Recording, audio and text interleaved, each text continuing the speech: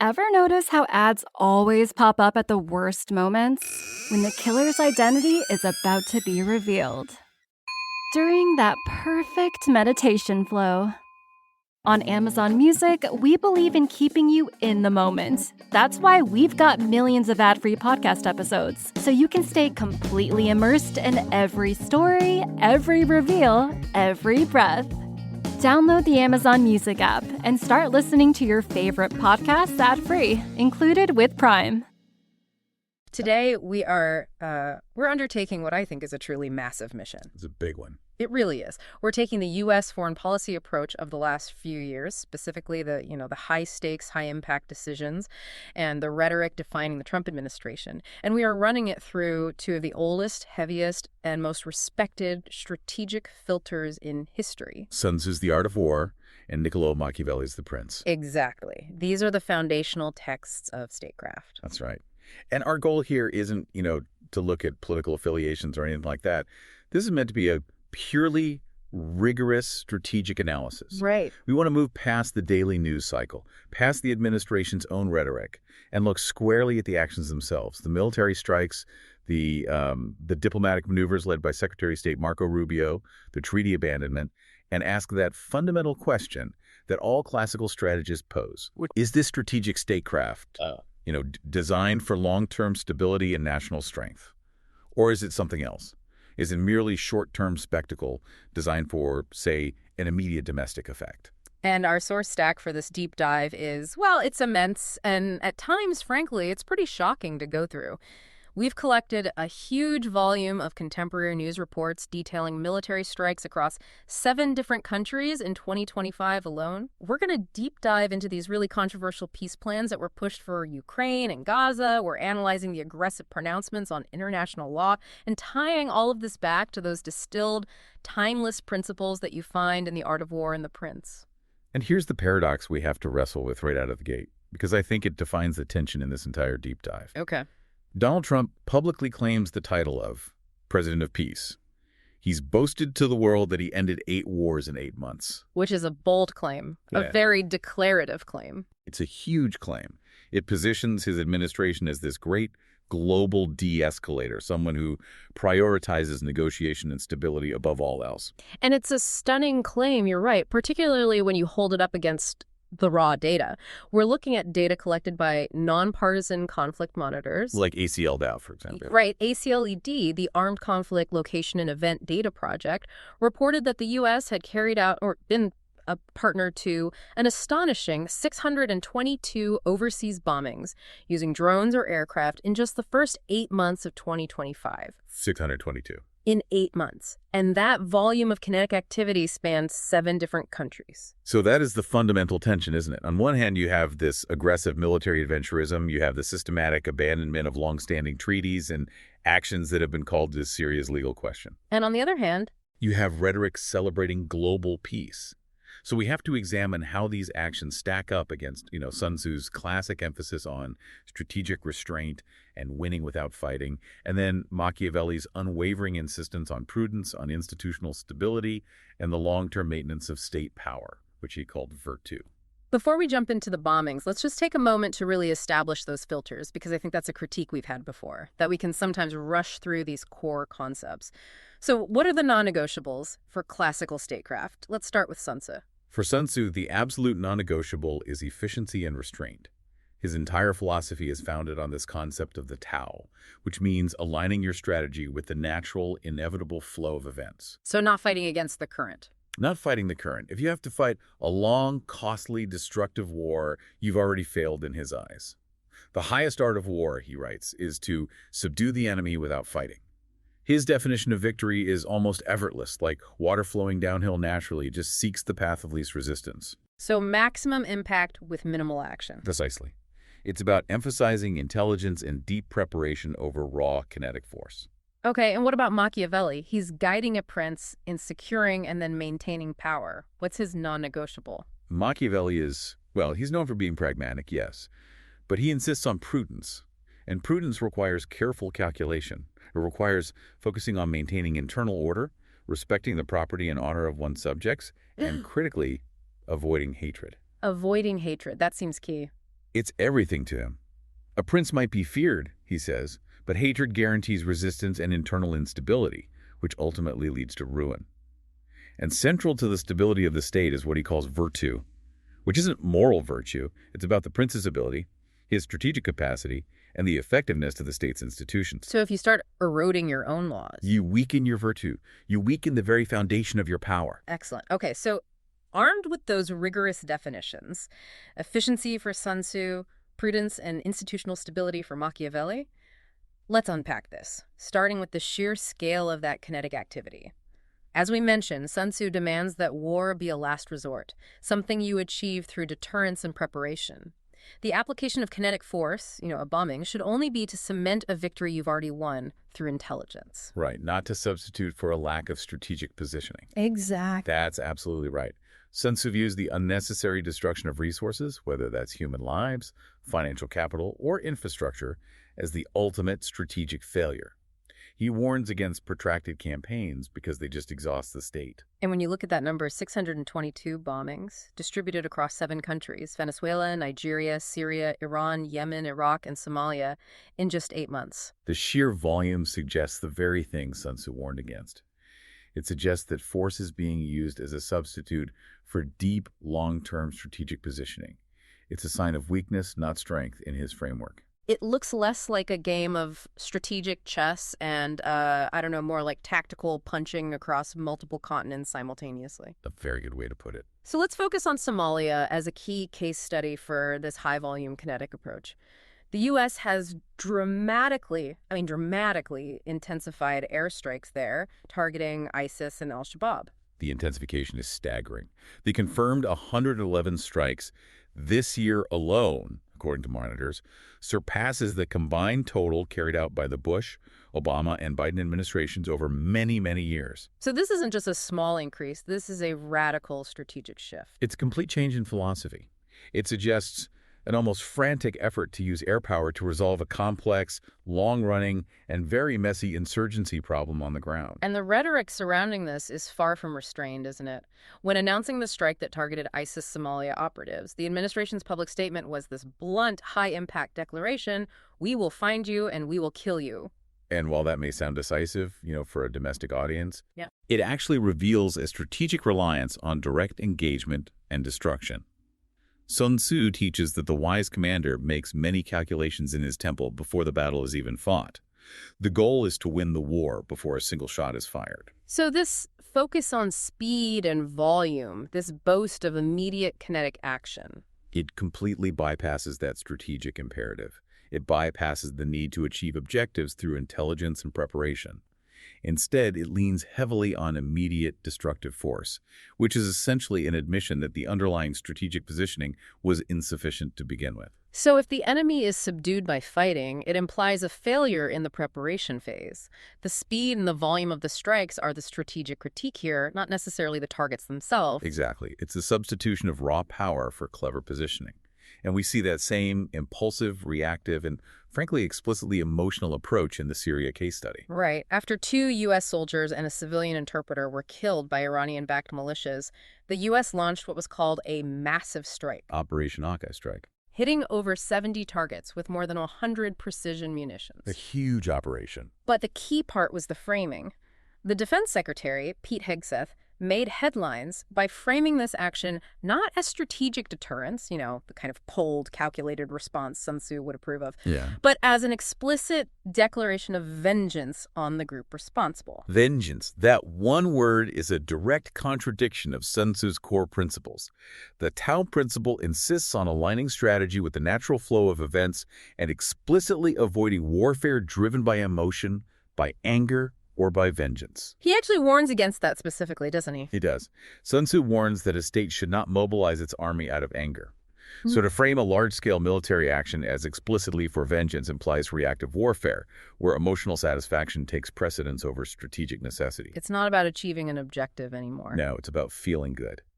Classical statecraft demands war be cold, calculated, and aimed solely at achieving long-term objectives efficiently. This is the opposite. It also gives your adversary incredible insight into your decision-making process.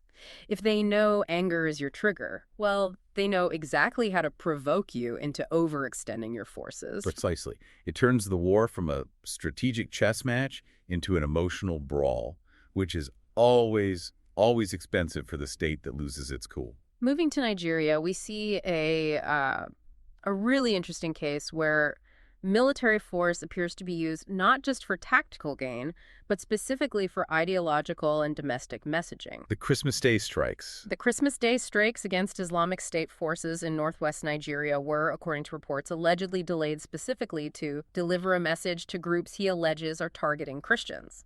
This is a deep strategic flaw when you view it through Sun Tzu's lens of efficiency. The Nigerian government, they praised the attacks, but at the same time, they simultaneously denied the administration's specific allegations of a Christian genocide. Pointing out that the violence affects everyone. They pointed out that the regional violence affects both Christian and Muslim communities indiscriminately. So by prioritizing this ideological, symbolic, and religiously charged motivation, the administration potentially compromises its actual strategic goal of regional stability. An independent monitor crystallized the critique by suggesting the level of thought might have been astonishingly simple. The quote was, "We'll do something about Christians. It's Christmas Day. Let's do it." Which just sounds so impulsive and performative. It does, and this is where we really need to bring in the Machiavellian friction point. Because you could argue, if the strike lacks strategic depth abroad, but it successfully serves a domestic political purpose, solidifying the support of a key voting bloc by appearing to be religious and decisive, isn't that Machiavellian prudence in action? It's a great question, and I think that is the core tension we need to explore. Machiavelli absolutely notes that everyone sees what you seem to be. Few have experience of who you really are. So the strike, viewed purely domestically, might be a success of political appearance. But does that appearance hold up against the test of prudent statecraft? It fails the moment the action creates more problems than it solves. Machiavelli insists that true prudence requires effective governance that actually curbs the underlying conflict. Not just looks like it does. Not just looks like it does. If the strike doesn't curb the actual complex intercommunal violence and is primarily driven by ideology and timing, it's merely spectacle. And spectacle, in the long run, costs resources without delivering durable power. It might win you the news cycle for a day. But it doesn't win the peace. It doesn't win the peace. It demonstrates that the administration prioritized the short-term benefit of appearance over the long-term strategic efficacy required by both Sun Tzu and Machiavelli. So the pattern that's emerging here is pretty consistent. We're seeing a prioritization of high-impact, emotionally charged, rapid military action in multiple theaters, even if the strategic coherence or the proportionality is questionable. And leveraging the spectacle of the strike for ideological or domestic political messaging. Right. And this pattern of prioritizing spectacle and force inevitably brings us to Machiavelli's central warnings about how to maintain power. Exactly. He says a ruler must balance fear and love, but above all else must avoid hatred. Prudence requires careful calculation and absolute respect for the property and honor of one's subjects, or, in the international sphere, sovereign nations. If you violate these principles, you guarantee resistance. The U.S. military action in Venezuela serves as a chilling test case for this definition of prudence. It really does. The operation targeted Venezuelan shipping and dock facilities. It included threats of kidnapping, and it was globally condemned as an act of aggressive war, which was primarily justified by the stated goal of drug interdiction. The list of violations and credibility damage arising from this operation is severe and it's extensive.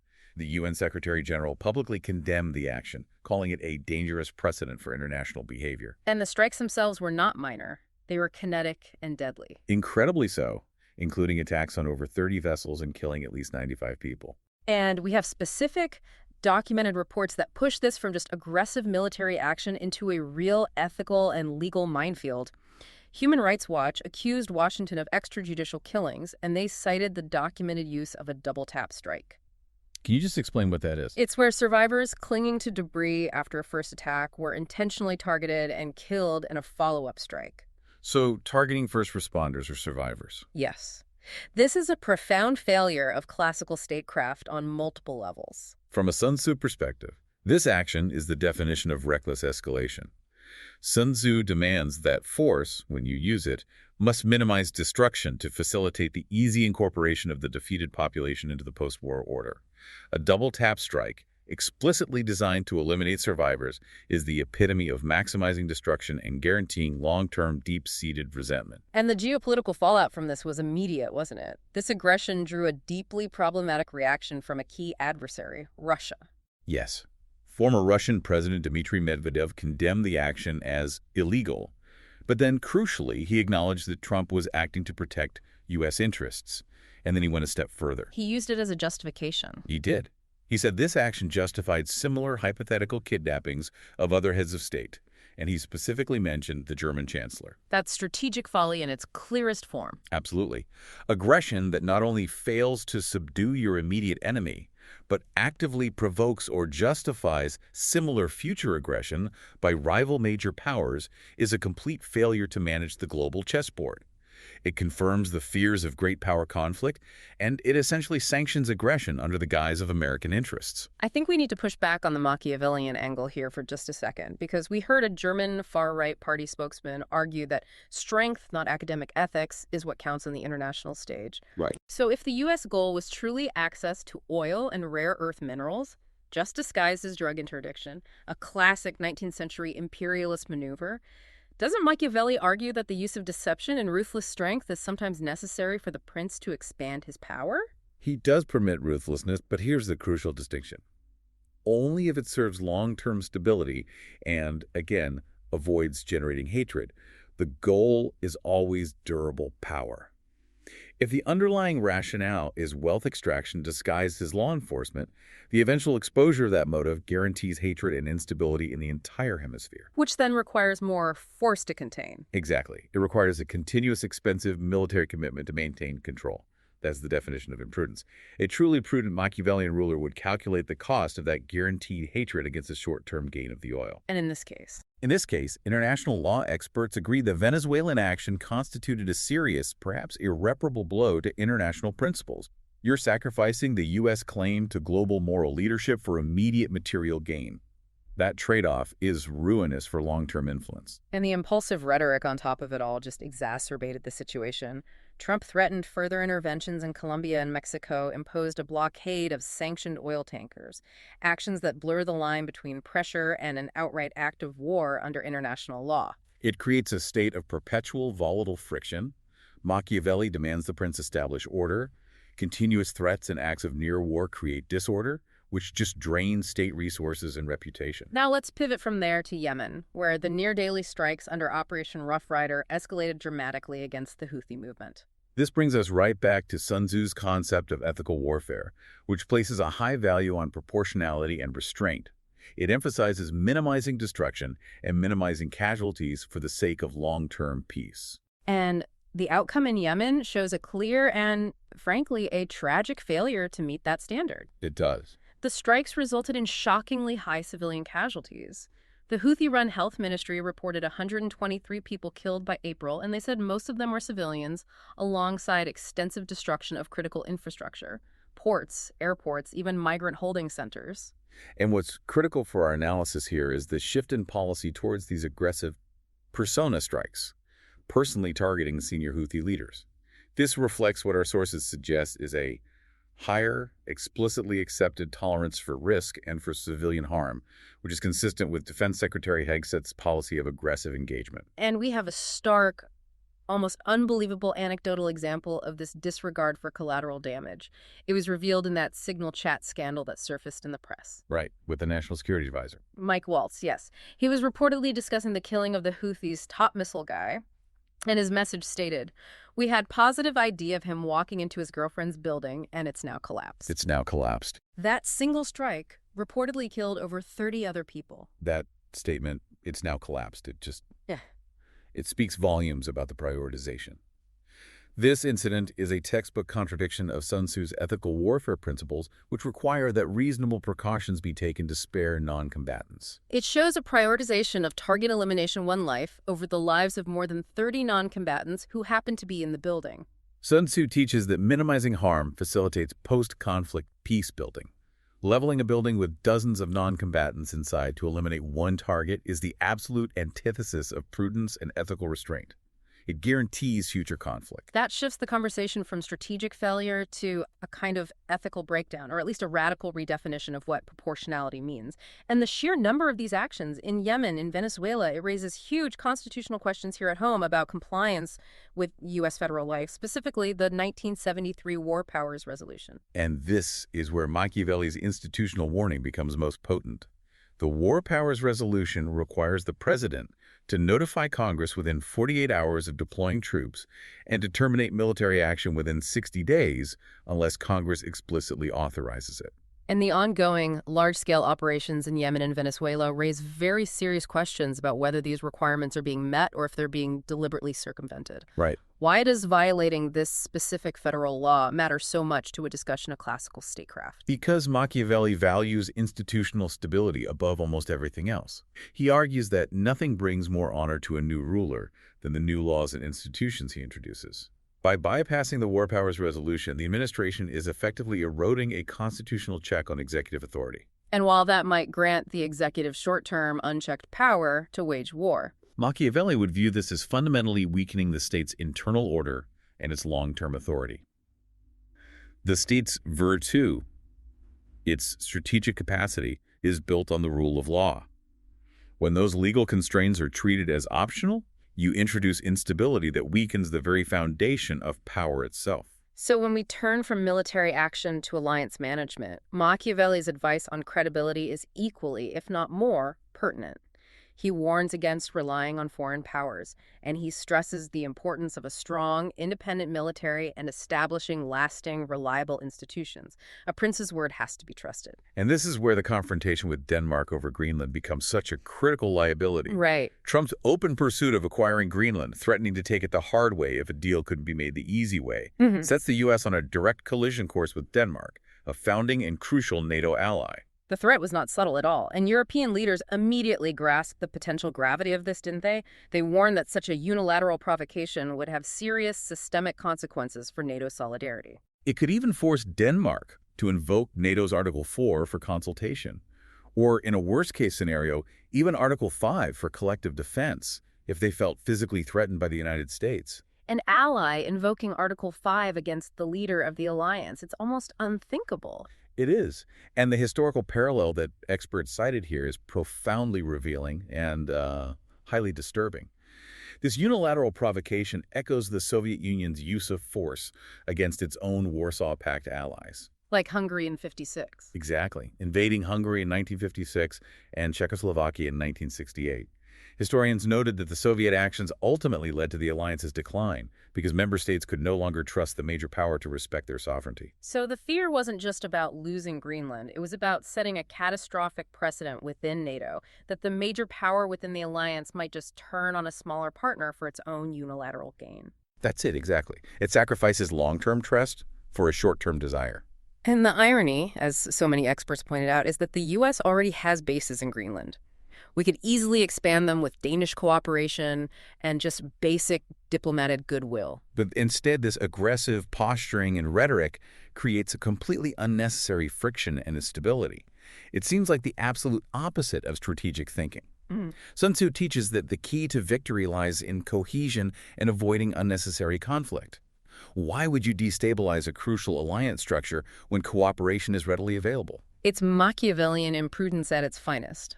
As one historian observed, the alliance is a lot stronger if they want to be within it than if they're coerced by the biggest power in it. That seems so obvious. It does. Coercing allies sacrifices long-term reliability for an immediate, boastful, unilateral action that pleases a domestic constituency interested in, geopolitical real estate. Machiavelli says the prince must appear reliable to maintain influence.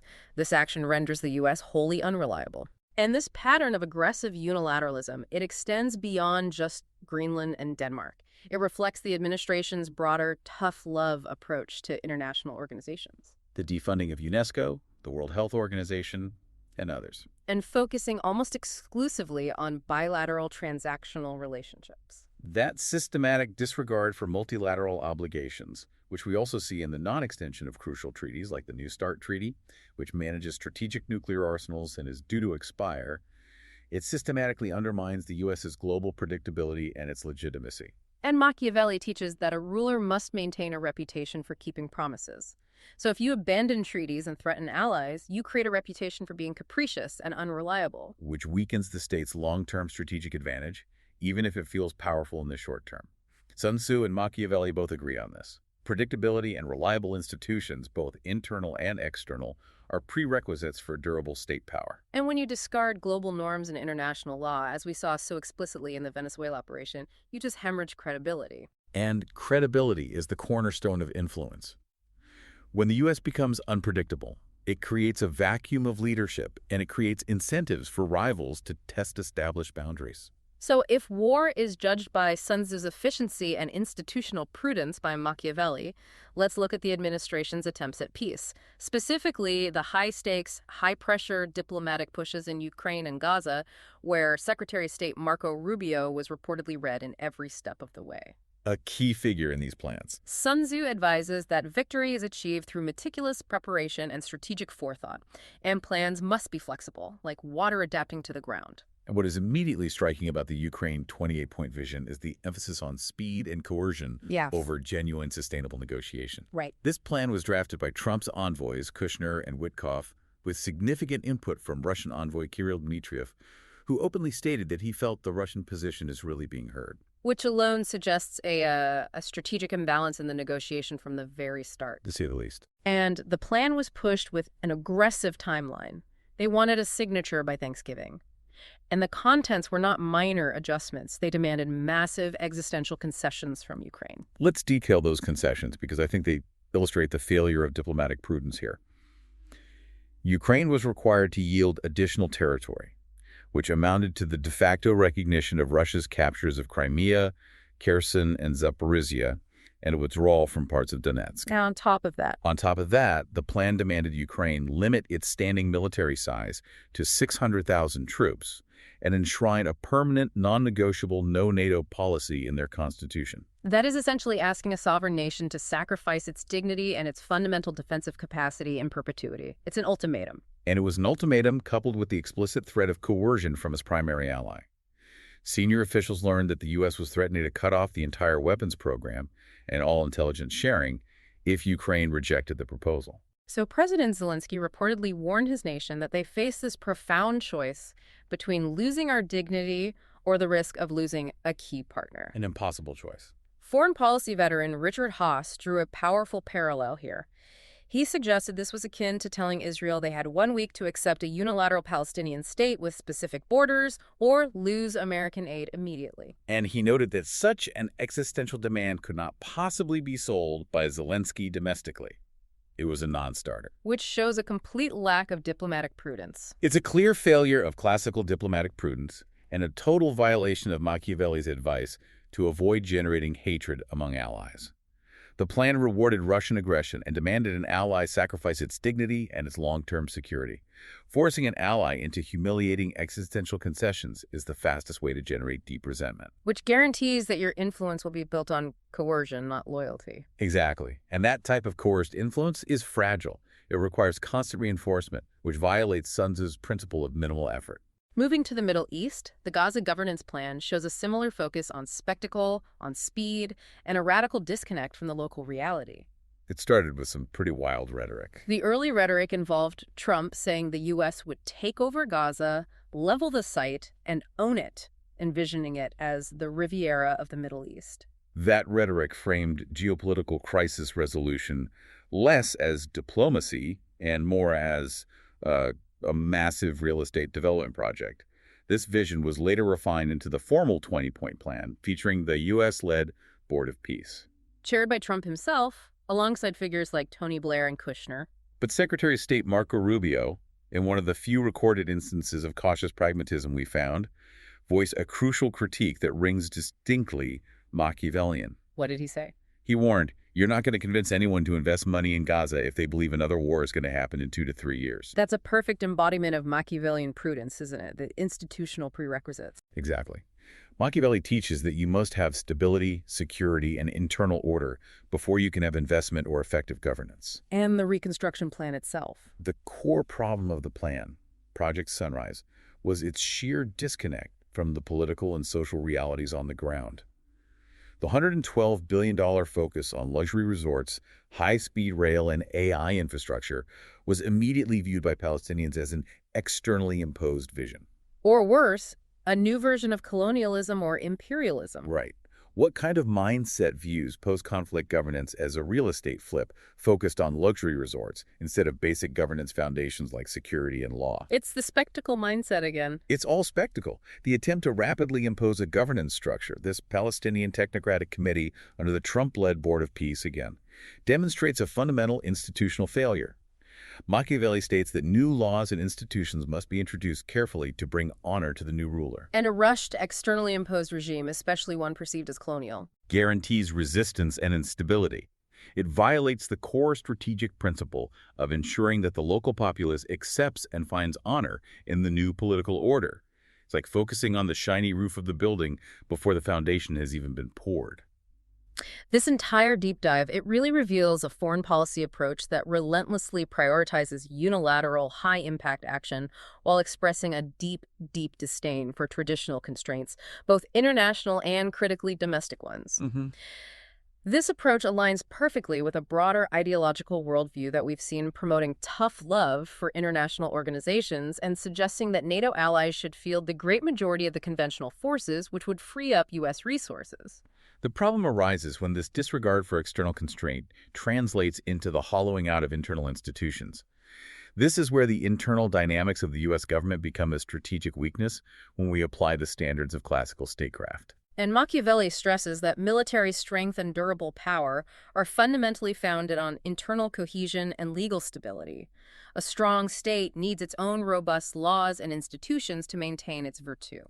But we've seen consistent evidence of the systematic weakening of those very institutions for short-term personal or political gain.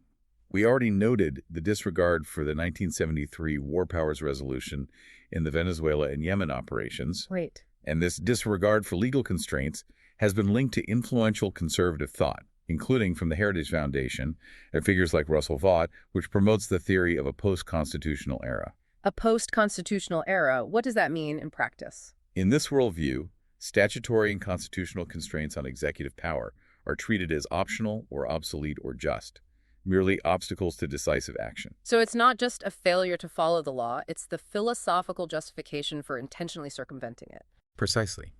And we see this prioritization of personal loyalty over institutional expertise, which further degrades the state's virtue. For instance, tapping Army Secretary Driscoll, a Yale law classmate, for full-blown peace talks in Ukraine, bypassing career State Department negotiators. That demonstrates prioritizing loyalty and proximity to the executive over institutional expertise and neutrality. It does.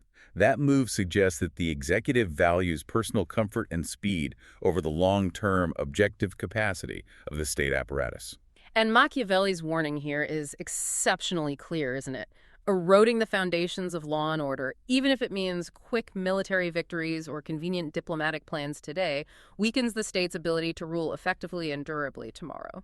The internal stability of the republic is the prerequisite for external strength. You can't have one without the other. Okay, let's synthesize these strategic failures against the classical texts. We've established a consistent prioritization of short-term, boastful spectacle, the President of Peace, the Declaration of Vengeance, the Riviera of the Middle East. All of it, over the quiet, meticulous long-term strategy that Sun Tzu demands. And the aggressive use of force, the double-tap strikes in Venezuela, the disregard for proportionality we saw in Yemen with high civilian casualties. These clearly violate Sun Tzu's principles of ethical warfare and minimal destruction. You can't claim an effortless victory when you are escalating across 7 countries and generating high civilian casualties that guarantee post-conflict resentment. It's a contradiction in terms. And the aggressive posturing toward allies, like threatening Denmark over Greenland, and the coercive diplomacy applied to Ukraine, systematically erode the institutional stability and credibility that Machiavelli insists are necessary for durable state power. The evidence strongly suggests a pattern of force over foresight, spectacle over substance, and a kind of ideological rigidity over adaptive statecraft. It seems the strategy is optimized entirely for winning the day's news cycle and appealing to a domestic political base, not for the long game of global influence and stability. Indeed. And that's the difference between achieving a temporary ceasefire that requires an ally to lose their dignity and engineering a durable peace that allows your state to grow stronger and more reliable in the eyes of the world. So, measured against the art of war and the prince. Such an approach, which sacrifices institutional integrity and predictability for immediate, high-impact, headline-grabbing results, systematically produces strategic instability, overextension, and long-term decline, rather than durable national strength. We started by asking how this foreign policy measures up against classical statecraft.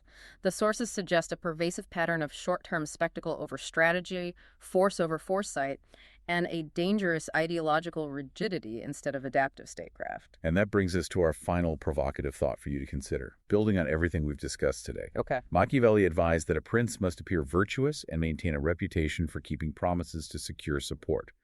Sun Tzu taught that deception, appearing weak when you are strong, or concealing your true intentions, was paramount to strategy. So appearance and concealment.